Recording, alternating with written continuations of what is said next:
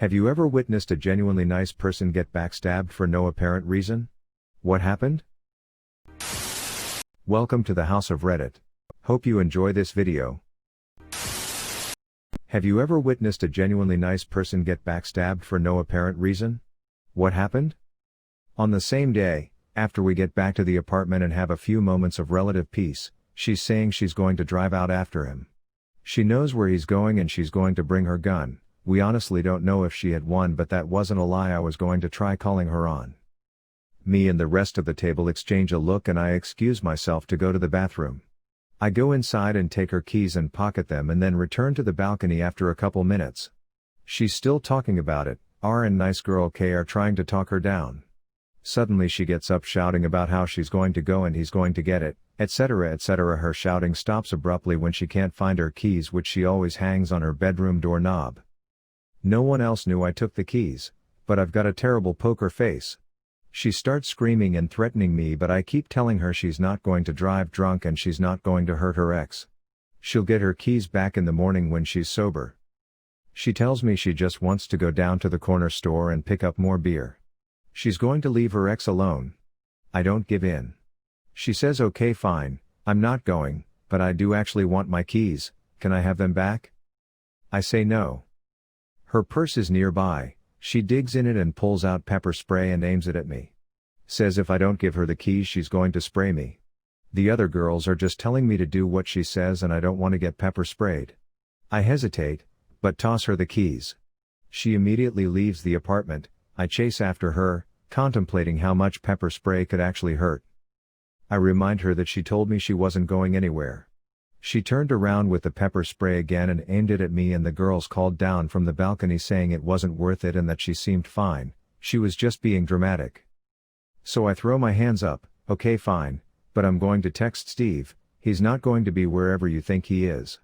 She huffs and leaves anyway, peeling out of the parking lot. I go back to the balcony, hopped up on adrenaline and open another beer. Not 5 minutes later, my phone rings and it's her. She hasn't tried to call anyone else, just me, the person she hates the most in the apartment. I answer, hello? I got pulled over. You what? She's sniffling, I got pulled over, the cops are here and they're pulling me over, okay? I don't know what you want me to do about that. Do you want us to come get your car so it doesn't get impounded or something? Uck. I'll call you back. 10 minutes later, she was back at the apartment, not arrested, with her car. We all asked her what happened and she just said they let her go with a verbal warning. There was a promotion open where I used to work. It was a real nice job, anyone who got it was gonna make about $125,000 a year. Important job, interesting job, fun job. But pretty much everyone just knew who it was going to, the personal pet of the head of that department, who would be making the promotion decision. So much so that almost no one who was both qualified and in the know would apply for it. The application process was pretty intense, would have taken up a lot of time. So no one was willing to put hours and hours of time, not to mention the stress associated with hoping/worrying/ etc. That goes along with a career move like this, into what they had every reason to know was a rigged game. But now there's a problem, unless there was a sufficient number of applicants, resulting in a sufficiently large number of applicants judged by the HR department to be highly qualified, the position couldn't be filled. It would have to be re-advertised.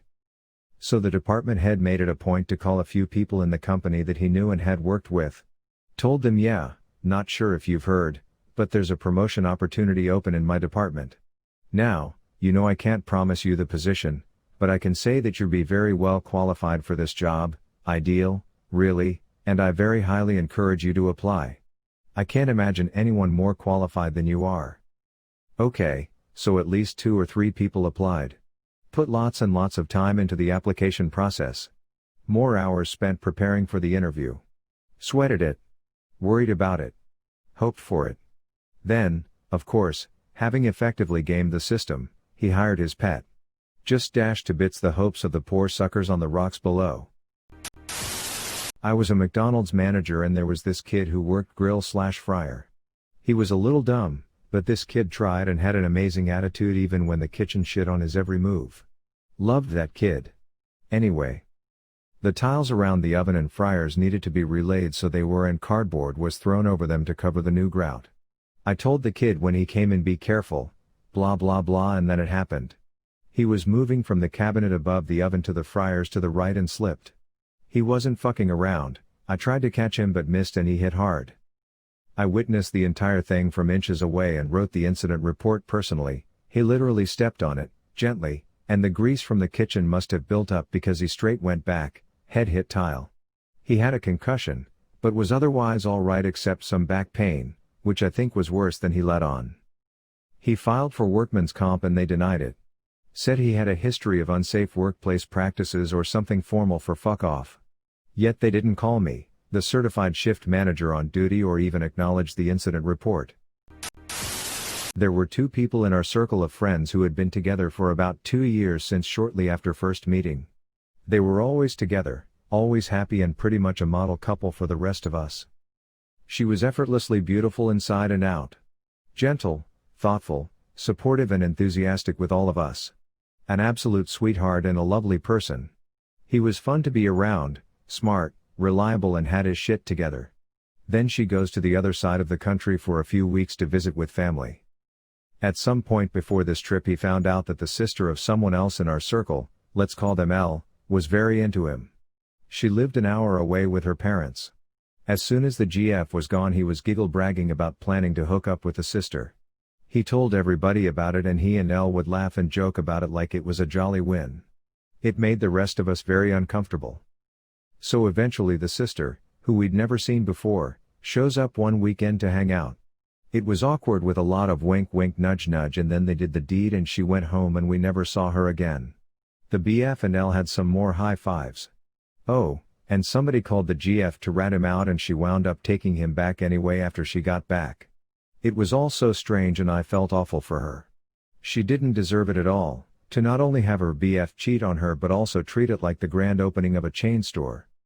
First met Kelly because she was my roommate in pseudo-student housing where they'll pair you with randoms based on, who knows what. We filled out forms but I was never placed with anyone with the same hobbies or interests.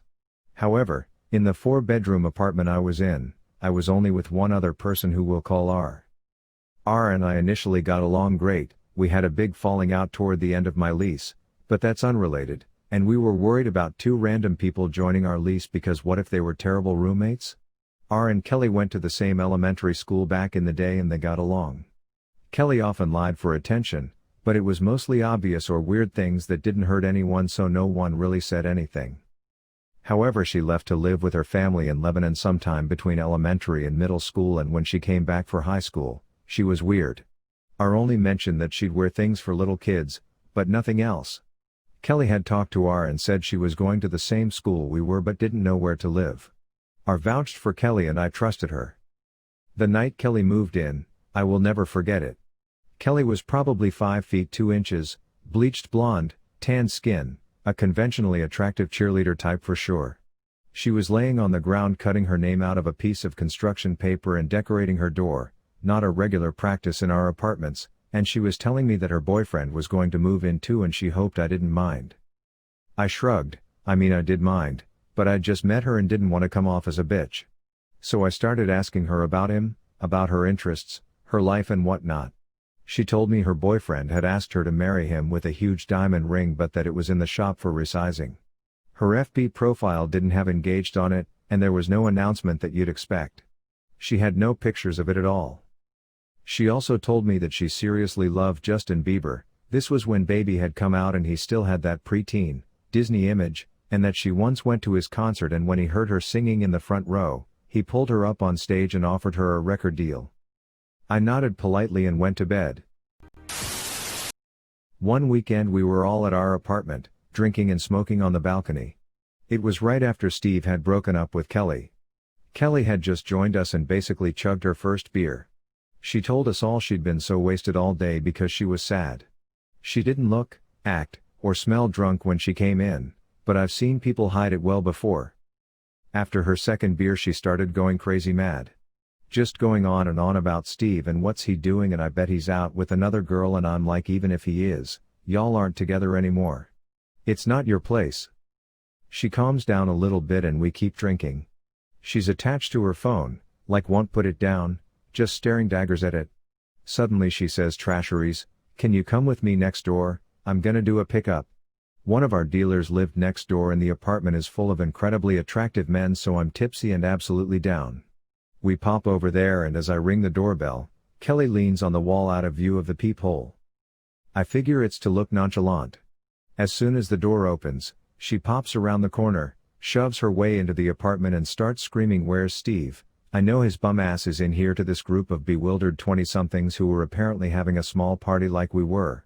There must have been 15 people in this apartment. None of them Steve. So I slink back to the apartment, not eager to be caught up in that mess, and I text Steve telling him if he's in his apartment, just across the hall from the dealers, that he needs to GTFO, and if he's somewhere else, he needs to stay there because Kelly is on a rampage. He thanks me for the heads up and says he's gonna take off.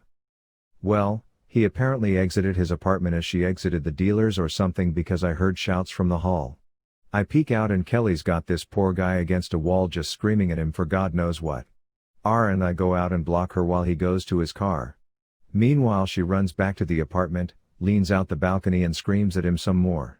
We come back and tell her to shut the fuck up and have a drink, chill the hell out. If you enjoyed this video, please be sure to like, comment, and subscribe. If you have any suggestions for future videos, please let us know in the comments below. Turn on the notifications to know when we post new videos. Thank you for coming to the House of Reddit.